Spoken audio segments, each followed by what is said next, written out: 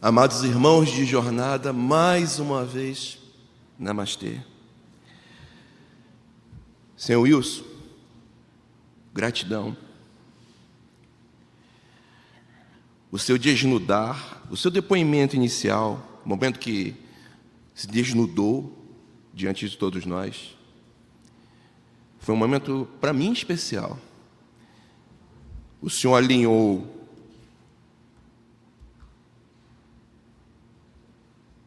o ato na sua expressão, o sentimento, o pensamento e a palavra para nos falar da sua vivência de fé. Olha, para mim tudo na espiritualidade são convicções e fé, eu não tenho dúvidas. Para falar a verdade, eu só tenho dívidas, já que entendo coisas que eu ainda não consigo praticar. Mas na hora que o Senhor falou, apesar de para mim tudo isso ser fé, eu senti aqui o impacto da onda desse momento que o Senhor se desnudou para falar dessa experiência. Para mim é um reforço na fé, mas para muitos foi um impacto de esperança. E não só para aqueles que estão encarnados, mas desencarnados também. Se eu que tenho fé e não tenho dúvidas quanto a essas questões espirituais, eu senti aqui,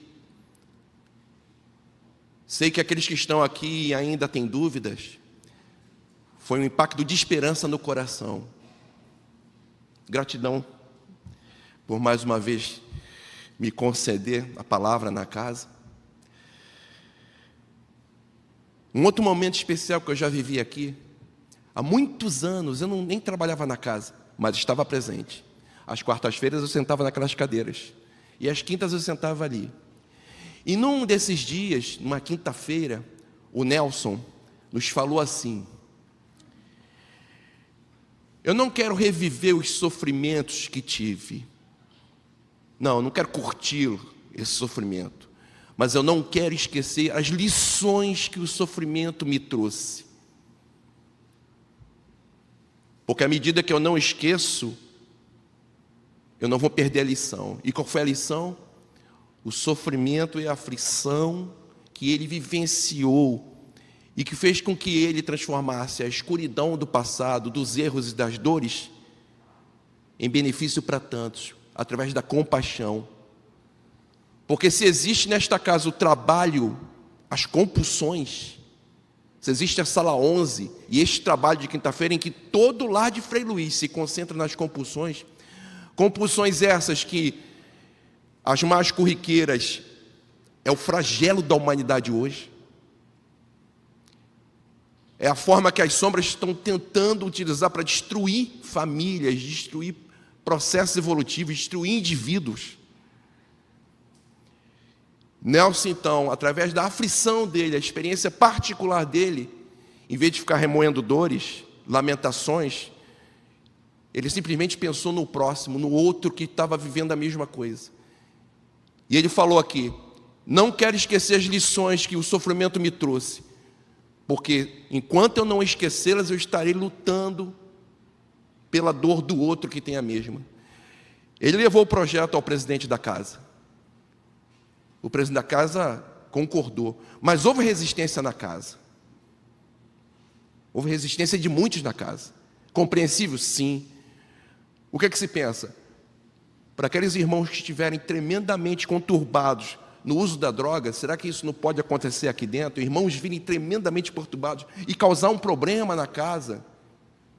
É uma preocupação, é justo.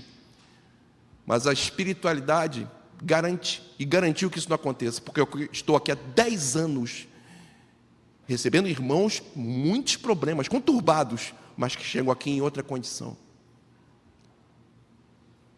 Então eles estavam certos de ir em frente, e o aprendizado de como realizar o trabalho foi pouco a pouco, à medida que fomos realizando. Porque como realizar, como administrar, o que é preciso fazer, é um trabalho pioneiro.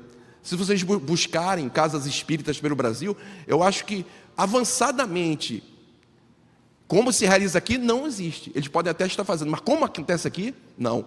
E não é só a questão do trabalho espiritual. Temos aqui também o trabalho dos nossos queridos irmãos terapeutas, os psicólogos, os psiquiatras, É um trabalho multidisciplinar. Então, se os senhores estão aqui, queridos irmãos, tendo essa oportunidade, foi porque o Nelson usou a escuridão do seu passado, que veio bater-lhe a porta agora, para a redenção dele. Ele anteveu a luz, em vez de ficar olhando para a escuridão. E pensou nessa luz para tantos outros que talvez não tivessem esperança. Eu falei aqui da outra vez dessa questão de que a gente tem muitos escombros emocionais e mentais e de atos do nosso passado. Muita escuridão nós temos. De tempos siderais, talvez, se nós formos realmente aquele que viemos de Capela. Então, as nossas culpas, nossos erros não se restringem só a este planeta. Estamos trazendo já de eras inimagináveis. Mas que ela, como eu disse da história da borboleta da lagarta borboleta, é a grande oportunidade, o grande combustível para que a gente faça a luz. É com ela que você faz a luz. Você não fica voltada para a escuridão, olhando para a escuridão. Olha, Friedrich Nietzsche é um filósofo que eu não aconselho a ninguém ler. É pessimista, é ateu, não acredita em nada. Se você lê-lo durante muito tempo, existe a possibilidade, se você não estiver maduro, de você entrar numa profunda depressão. Ele foi uma pessoa muito conturbada, teve sífilis, ficou louco. Mas em meio à loucura dele, sempre há a possibilidade de falar 2, 3, 4 palavras trazendo verdade. E uma delas é: se você olha demais durante muito tempo para o abismo olha para você. O abismo começa a prestar atenção em você. Nelson não ficou olhando para o abismo da escuridão do passado que veio bater na porta para que ele se redimisse. Ele olhou para a luz.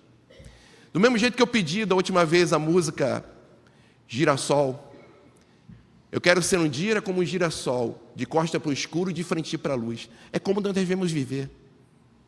Então, olha, queridos irmãos, não vamos dar atenção, não vamos falar, relembrar, vivenciar o tempo todo os erros e as culpas. Eles já estão lá e são conhecidos de todos nós. Também não estou falando para a gente se alienar.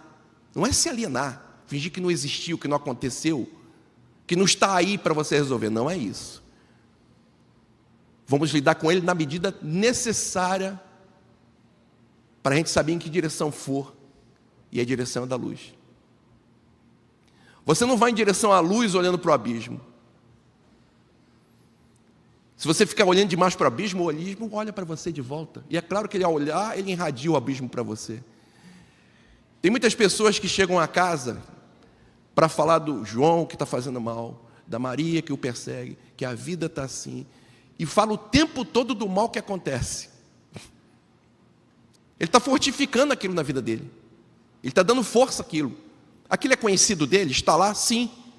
Fale daquilo que você pode vir a ser e para o qual você foi criado pelo Pai. Nós viemos para amar e compreender. Então, não significa a gente se alienar da escuridão que nós temos. Não. Não é se alienar, mas não lide com ela além do necessário. Constate e olhe para a luz. Você está dentro de uma caverna imensa, fantástica, escura completamente. Vai adiantar você pular, gritar, correr, xingar ou fazer qualquer coisa dessa? Não, o que é que você precisa? Acender uma luz. Se possível, um fósforo. Você acendeu o fósforo, imediatamente a escuridão à sua volta, nas suas imediações, sumiram. Sumiram. Alguém acende um fósforo nessa escuridão e coloca aqui atrás? E vai andando com ele aqui atrás? Não, né? Você acende à sua frente, para que você esteja olhando para a luz e, ao mesmo tempo, identificando aquilo que está no escuro à tua frente, à medida que você circula. Bom, você sabe que a escuridão está ali. Isso devemos fazer com a nossa vida. Não reforce aquilo que você já viveu. No momento que você fala daquilo que você viveu, no momento que você estava usando a substância, na mesma hora vem a fissura, na mesma hora você sente como se estivesse usando, você vê lá, você está reforçando aquilo com pensamento e com sentimento. Você tem que reforçar aquilo que você não tem ainda, que é a luz. É ser paciente, amoroso, ter força para lutar contra isso, e tudo isso está em você. É a luz que você acende. No momento que você acende um fósforo, porque se você insiste, você não tem um fósforo, surge uma vela. Se você insiste, deixa de ser uma vela para virar uma tocha. Imagina você nessa caverna com a tocha. Você não vê só as imediações à sua volta. Você consegue ver mais distante. Decide melhor o que fazer em meio à escuridão. Se você insiste, aquilo se torna um holofote. E aí você daqui pode ver longe dentro dessa caverna. Só que não é só um holofote, você pode ir além e chegar ao ponto de não haver nenhuma mais escuridão na caverna. Onde está essa luz? Não é um fósforo. O reino de Deus está em vós. Como é que você faz essa luz? Paciência, amor, compaixão para aqueles que sofrem igual ou piores condições. É luz. Se você realmente estiver envolvido, a ponto de sentir aquela dor como se fosse sua. Isso é luz em você. A tolerância, a paciência, é luz que vai fazer com que você ilumine as imediações da sua vida, da escuridão que está à sua volta, que você criou. Porque a escuridão à sua volta não é a escuridão dos outros, é a que você criou. Não se engane, não se iluda. Está na hora de sermos responsáveis. O mal que nos aconteça, seja ele qual for, em que nível for, nós causamos.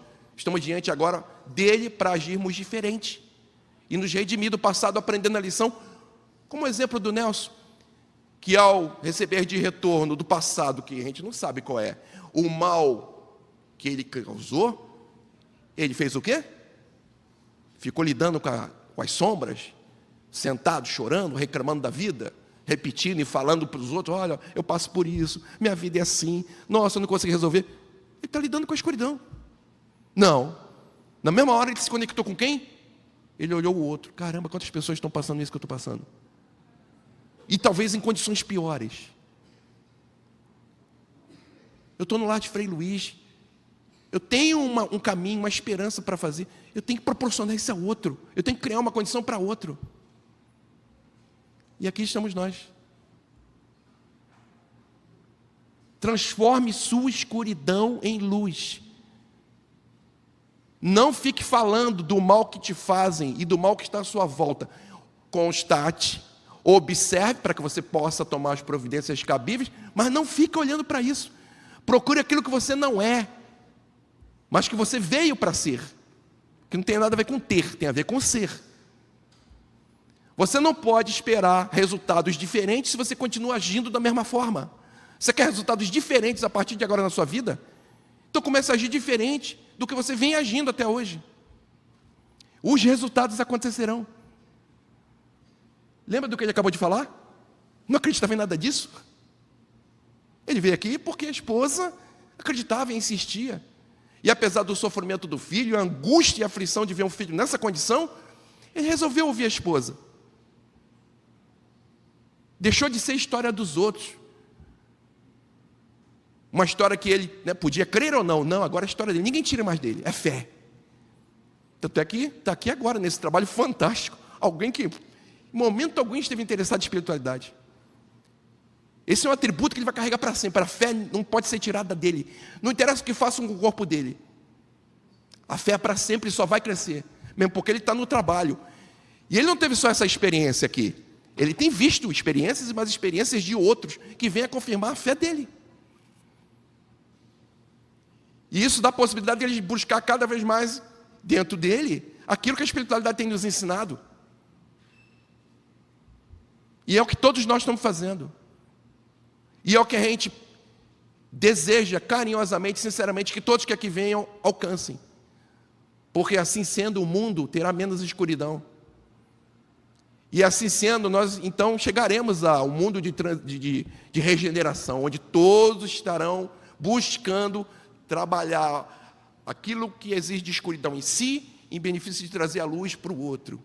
Todos estarão ocupados disso, e não de apontar dedos para o outro e julgar que a infelicidade, a culpa e todo o problema dele é do outro. Não, cada um estará tratando do erro, o mal que ainda é capaz de cometer, para poupar o outro, porque ama o outro, porque quer oferecer ao outro uma coisa melhor. E aí dá o grande barato. É claro que no início é penoso, faz a gente balançar, duvidar, mas não há como vocês encontrarem isso sem experimentar. Se ele ficasse na experiência só da esposa vir e não quisesse participar, ele ainda continuaria, apesar do filho ter se tratado numa condição de ser uma coisa a crer ou não, só que ele estava aqui, ele testemunhou, acompanhou. Os médicos disseram para ele como foi o tratamento, como é que isso foi, como é que isso aconteceu? O que houve? Por que seu filho está curado desse jeito? Eu estou aqui e só tenho cada vez mais firmado mais ainda a minha fé, vendo a experiência de outros irmãos, acompanhando aquilo que tem acontecido. Irmãos que acenderam o fósforo, irmãos que já estão com a vela na mão. Tem muitos irmãos aqui que chegaram com dores, com sofrimento.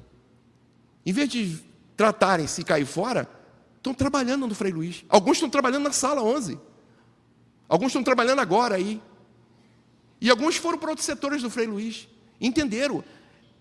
Você quer lutar contra a escuridão? Não adianta gritar, chorar, xingar, espernear. Você só tem uma saída. Acenda a luz. O que você precisa? Está em vós. Está em vós. E todo dia a gente está tendo a oportunidade de lidar com isso. Faça valer para você, porque não existe outro caminho. Você é um ser divino. Apesar do nosso estado de ignorância, de erro, nós somos divinos. E estamos agora no processo de despertar. Nós estamos na fase aqui no planeta de despertar para essa consciência. O que não vai anular o que você é, o seu papel na sociedade, de pai, de filho, de profissional, de amigo, de cidadão brasileiro, de cidadão do planeta. Não, mas tudo isso você faz de uma forma mais elevada e como um instrumento para que essa luz aumente cada vez mais. E se você ainda busca essa luz pensando no outro, aí é que ela vem com mais força. Porque você encontra José, Maria, Antônio, Pedro com dores. E você se preocupa com as dores dele. E pensa, e sente, e busca na medida do que você pode servi-lo a eles. Vai vir muito mais daquilo que você precisa. É luz para 4, 5 pessoas, mas ela passa por você, passa te iluminando, passa te curando, passa te tratando. Passa tratando da escuridão que você tem, que precisa ser consumida pela luz. Atos, sentimentos, pensamentos, palavras têm que estar alinhados. Aí precisa alinhar. E o resultado vai acontecer. É lei divina. Lei. Então, não fiquem remoendo aquilo que vocês conhecem das culpas e dos erros. Eles estão lá? Sim. Vamos ser responsáveis? Eles são nossos? Sim. O que precisamos fazer agora para sermos felizes como nunca fomos? Bom, já que em existência nenhuma eu quis acreditar na mensagem divinas que chegaram até nós, e há 2.000 anos temos a do Mestre Jesus, vamos experimentar agora então ela. Eu garanto que você vai se surpreender. Porque a experiência, vamos dizer assim na gíria, o barato, não chega perto de nenhuma experiência que nós possamos viver sobre a terra. Nem mesmo aquela da droga.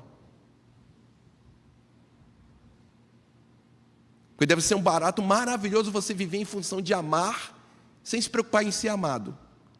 Temos vários exemplos disso. Madre Teresa de Calcutá, Irmã Dulce, Chico Xavier, como eu sempre cito aqui, viviam em função desse amar. Era o sentido da vida. Não sentiam-se vazio.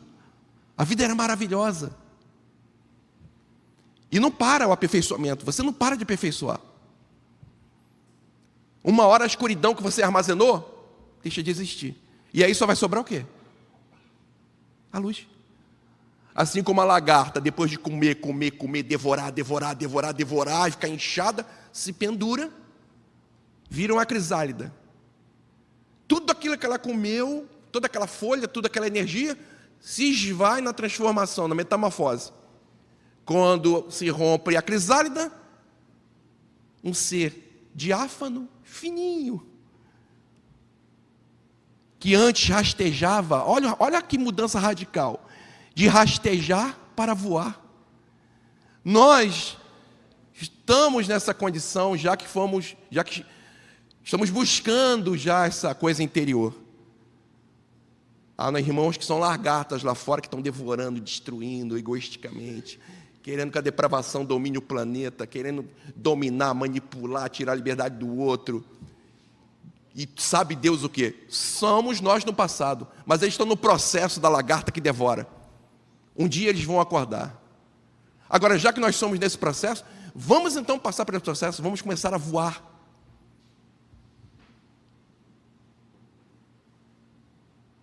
Como voou Chico Xavier, Francisco de Assis, Irmã Dulce, Teresa d'Ávila, voavam pelo mundo, em sentimento, em pensamento, e manifestavam com palavras, com atos, para que outros pudessem compreender, estimular os outros. Era um estímulo aos outros, porque eles sabiam que todos estavam na mesma rota, que eles já estiveram na mesma condição.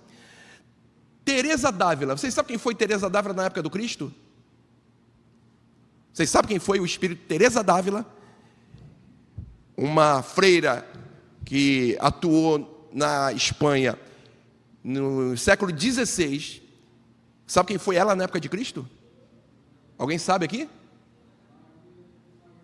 Maria de Magdala. Olha a diferença. Uma mulher que estava envolvida com as vivências mais depreciativas do ser humano, né? A vida sexual desequilibrada. Olha o salto.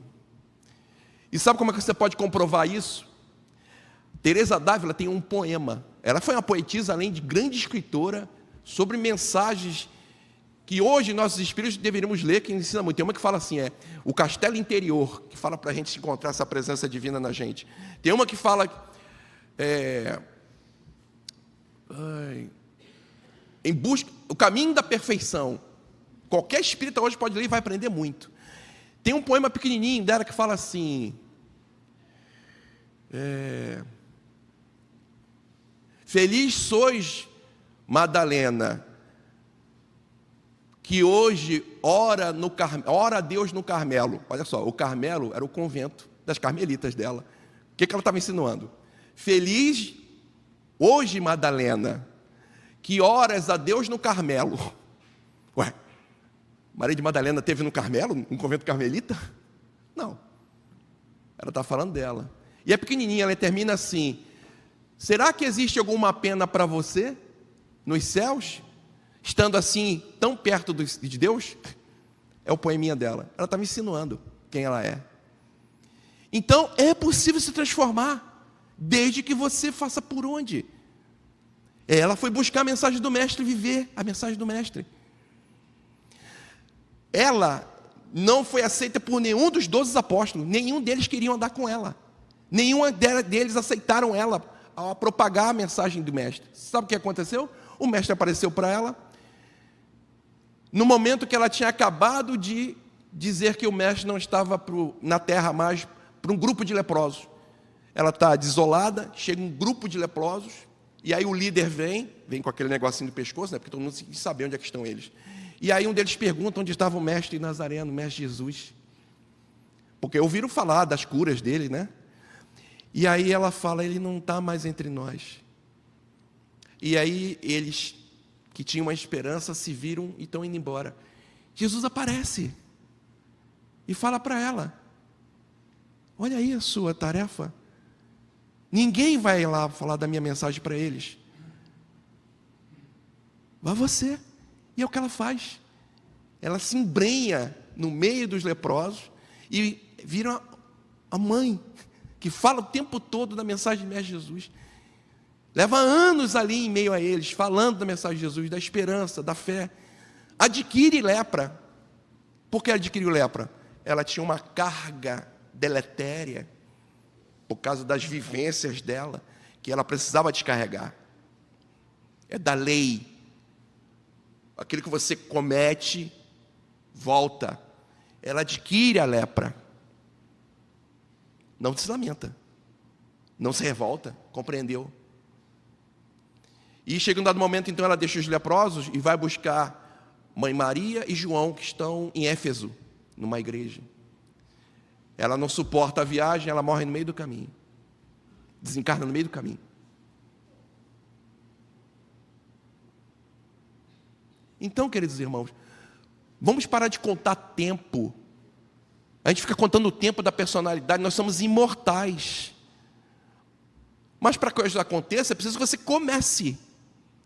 Já que estamos aqui, a aflição nos trouxe, já que a gente resolveu ouvir essa coisa tal de espiritismo, que fala de Jesus e de amor, vamos experimentar. E o experimentar não é vir sentar, ouvir palestra, só não.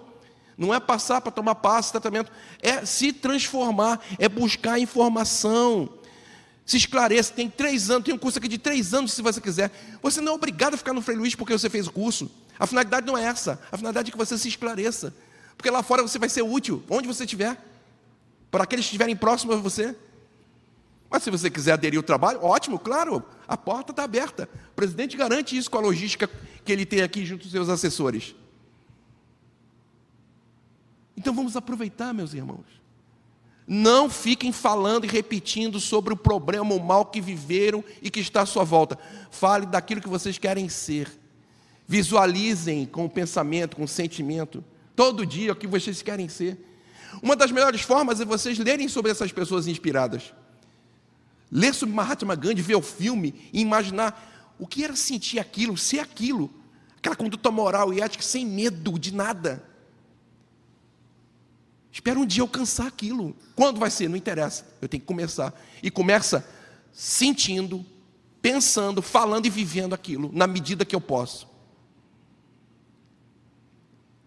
Mas aí você não vai ficar lendo Gandhi todo dia. Mas tem muitos. Vai ler a história de Teresa d'Ávila, vai ler a história de Chico Xavier, vai ler a história de Francisco de Assis. São muitos e nos inspiram. Não, você vai ver filme de zumbi e curte aquilo pra caramba. Aí tem um adolescente que ainda bota um zumbi no quarto, imagina como que ele... Todo ele mentaliza aquele zumbi. E ele mentaliza o mais feroz possível. Ele está criando aquilo no plano espiritual, sabia? No plano astral. Você sabia que muito das coisas que são vistas no plano astral para os videntes não são espíritos, são o que chamamos forma pensamento. O que é forma pensamento? É o que o ser humano cria. Então, se tem um grupo enorme de pessoas que todo dia pensa em zumbi, curte aquilo, ele está doando a energia dele em forma de pensamento para manter essa entidade, essa coisa no plano astral. E é claro, ele acompanha o Criador dele. E vai atuar sobre ele com o caráter que ele der. É agressivo, violenta, machuca. É assim que essa entidade vai estar nele. Próxima essa entidade não, perdoe. Assim que essa força de pensamento vai atuar nele. E atuar em quem chegar perto. Tudo que você pensa, você cria. Nós somos co-criadores como o Divino Pai. Nas proporções nossas. Quem criou o avião, primeiro pensou naquilo. Aquilo era um pensamento, uma forma pensamento.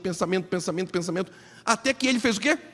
Trouxe para o material. Mas aquilo já existia no plano mental. Você pensa primeiro. Quem construiu uma casa? Ele já viu a casa. Todo dia ele pensa na casa, ele ama a casa, ele pensa na casa. Ele alimenta aquela casa. Aí chega um dia que aquilo tem que descer para o plano material. Mas olha, vamos pensar no que a gente tem criado de pensamento ruim e negativo? Ninguém está olhando, ninguém está tomando conta, nem você, então você faz à vontade, não é assim? Quantas coisas ruins a gente pensa, ninguém está olhando, ninguém está vendo. Mas aquilo vai atuar em sua volta. Aquilo fica em você, acompanha você. E se você ainda bota sentimento quando pensa, e se você ainda fala, do mesmo jeito que eu falei que o presidente alinhou esse desnudar dele de fé e produziu uma onda, olha, eu não sou vidente, não tenho vidência, nem escuto voz nenhuma. Eu sei. E na espiritualidade diz que é intuição. Quando ele falou, eu senti como se uma onda batesse no meu peito aqui. Quase veio a lágrima dos meus olhos. E eu sei que isso não foi só para mim, isso se estendeu aqui para todos, encarnados ou não. Ele estava vivenciando a divindade nele, produzindo uma coisa positiva. uma coisa que ele viveu, é conhecimento de causa, não é história de outro, de João ou Maria, ele viveu. Ele estava dando depoimento para estimular outros a tentarem, dando esperança. A ideia dele é dar esperança, para que o outro tente. Porque ele tem que, para sair da esperança e virar fé, ele tem que tentar, experimentar, praticar, fazer com que a vida dele tenha essas experiências, ele tenha essa vivência. Compreenderam, meus queridos irmãos? Então evitem, cuidado com o que vocês pensam. Música que você ouve vira pensamento e vira forma pensamento. Tá aquele casal numa vida maravilhosa entre os dois vivem muito bem, aí os dois o vivem ouvindo sofrência. O tempo todo ouvindo sofrência, um trai o outro, um machuca, eu vou me vingar. Aquilo vai acabar se tornando a vida deles. Eles vão criar aquela energia e aquilo vai ficar agindo sobre quem? Sobre eles. Então, cuidado com aquilo que você ouve, com aquilo que você nutre, alimenta e gosta. Se você quer o melhor, nutra-se com um bom pensamento, com a boa música, com a boa conversa. A gente precisa estar desperto para isso. Acabou a fase de, isso não existe, eu não sei. Não! Isso é a realidade. No mundo que nós vamos entrar agora, no processo de regeneração, essa será a tônica de todo ser humano, tomar conta do que pensa, do que sente, de corrigir o passado e se aprimorar, despertar aspectos divinos no lidar com a vida. Essa vai ser a tônica de todo ser humano. Por isso que não vai haver mais expiações e provas como a hoje. Porque todos aqui estarão empenhados nisso. E aqueles que estiverem lá já queimaram muito da escuridão do passado, enquanto estavam nessa rota. Compreenderam, meus irmãos? Olha, meus queridos irmãos, eu vou terminar essa pequena partilha com um poema. Perguntaram a Chico como identificar na terra quem eram os espíritos que vieram de Capela, os migrados de Capela. Quem eram? Se era fácil identificar. Ele falou que era muito fácil. Se tem a reencarnação como uma verdade, possivelmente é um irmão vindo de Capela. É um repetente. Já estamos muito sensibilizados pelo tanto de erro e dores que passamos, além de ter trazido a culpa de Capela, que nos tirou daquele ambiente, a perda do paraíso, porque na hora que ia virar o paraíso, a gente foi expulso. Expulso porque se a gente estivesse lá, nunca seria o paraíso. Estamos passando a mesma coisa aqui agora. Porque quando nós chegamos de Capela aqui, existiam espíritos aqui, jovens ainda, muito jovens na jornada. Esses espíritos que hoje estão no mundo, nossos irmãos, e que não querem a mensagem do amor, que não querem a mensagem do Cristo, que não querem a honestidade, que não querem servir ao outro, que lutam para que o mundo vire uma Sodoma e Gomorra, são esses irmãos jovens, espíritos jovens, que nós capelimos e encontramos aqui ao chegar. E agora chegou o nosso momento de provar que aprendemos a lição. Porque quando nós estávamos em Capela, aqueles irmãos lá que já tinham alcançado a maturidade, lidou com a gente com compaixão, com tolerância, paciência, não nos odiaram. Porque eles sabiam que um dia eles também tinham passado por isso. E pacientemente souberam agir, neutralizando a nossa maldade, impedindo que a gente criasse aquela conturbação no planeta deles, porque eles sabiam que da lei divina nós seríamos tirados de lá, para termos a outra oportunidade em outro mundo, que é esta terra.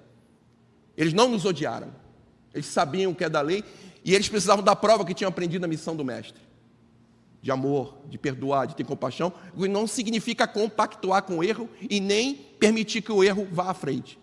Para que o mal vença, basta que os de bem nada façam. Omissão é prática do mal. Então nós somos esses capelinos. Chegou a hora da gente lidar com eles, provando que aprendemos a lição. Vamos ter tolerância, vamos ter paciência. Não vamos nos permitir odiar. Se nós aprendemos a lição, a gente não pode cair nessa. O que não significa ser manso e pacífico, não significa ser covarde e omisso. Não misturem as coisas. Ser manso e pacífico não significa covarde e omisso. É preciso neutralizar e fazer de tudo que o bem prevaleça. E que o mal não vá em frente. Mas vamos fazer isso com justiça. E justiça é amor, porque é na medida necessária a ação que vai ocorrer. E a gente agora está dando prova, porque estamos agora nesse momento aqui com esses irmãos. Segundo a espiritualidade, esses irmãos já estão partindo, tem uns que já partiram para este mundo, mas ainda resta um grupo. Por que estão aqui? A gente precisa dar essa prova. E outra, a gente está nos redimindo. Eles estão ajudando a gente a nos redimir do passado culpado. Porque a gente chegou aqui ainda tocando horrores nesse mundo. Mas agora nos sensibilizamos porque a gente não quer repetir de ano. Por isso estamos aqui. E não é só aqui no Cláudio Frei Luiz. E não é só no espiritismo, no budismo, no meio muçulmano, no meio católico, evangélico, desde que a intenção sincera de quem esteja lá seja de amar e servir e de se tornar um ser humano melhor. Esse poema fala ao coração de todos nós, então.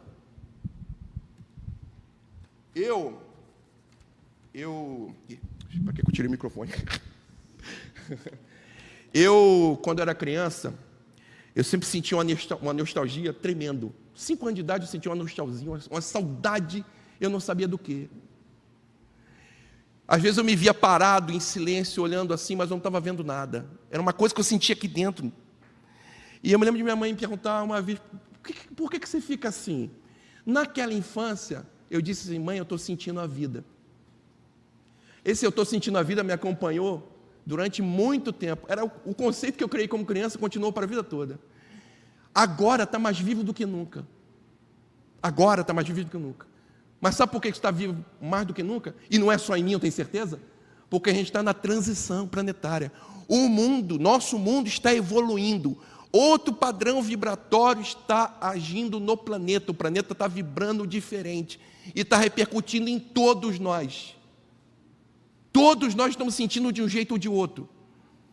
Às vezes vem até como doença, se encontra você muito conturbado. Mas se você fizer a coisa certa e se alinhar, a doença vai se transformar exatamente nesse alinhamento e desse encontro.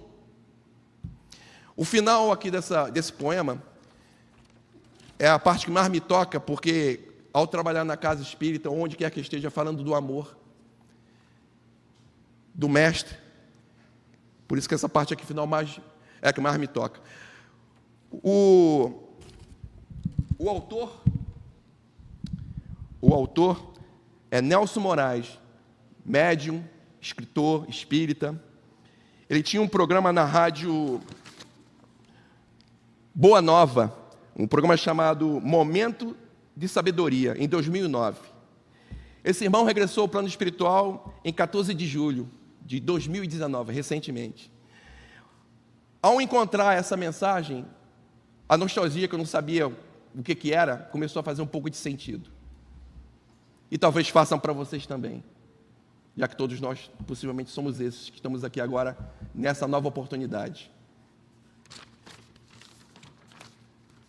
Quem quiser ouvir na própria voz do autor, você encontra no YouTube, bota lá, Memórias de um exilado de capela. Tem um vídeo mostrando assim o sistema solar e a voz dele. Eu prefiro na voz dele muito mais. O poema diz assim: em meio ao universo infinito, brilha uma estrela tão bela.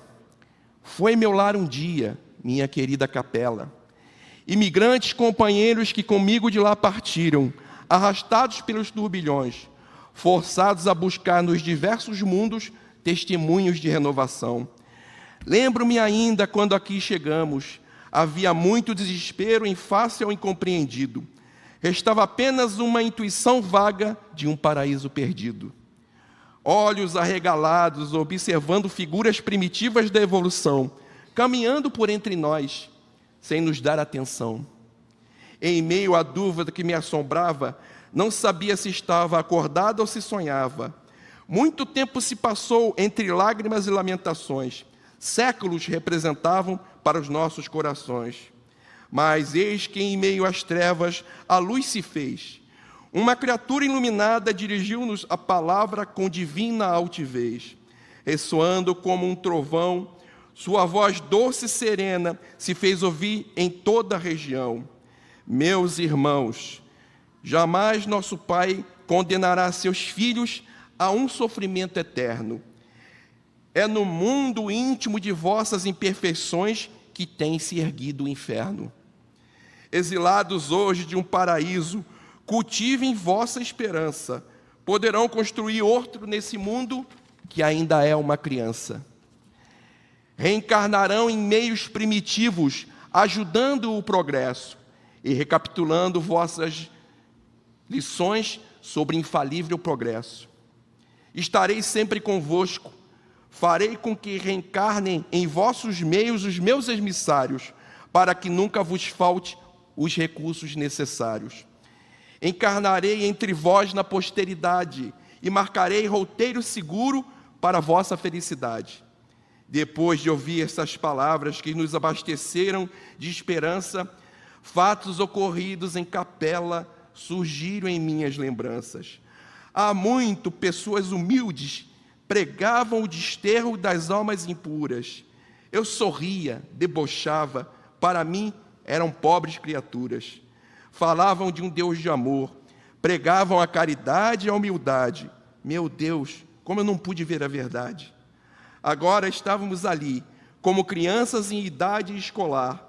Falhamos nos exames, teríamos que recomeçar.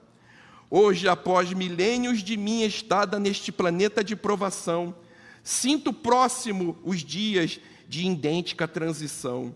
Segundo a rota evolutiva perfeita e tão bela, aqui se repetirá a mesma cena de capela. Mas algo se modificou. Não sinto nenhum temor. Hoje eu sou a pobre criatura falando de um Deus de amor. Namastê. Obrigado, Odilon. Karina, por favor.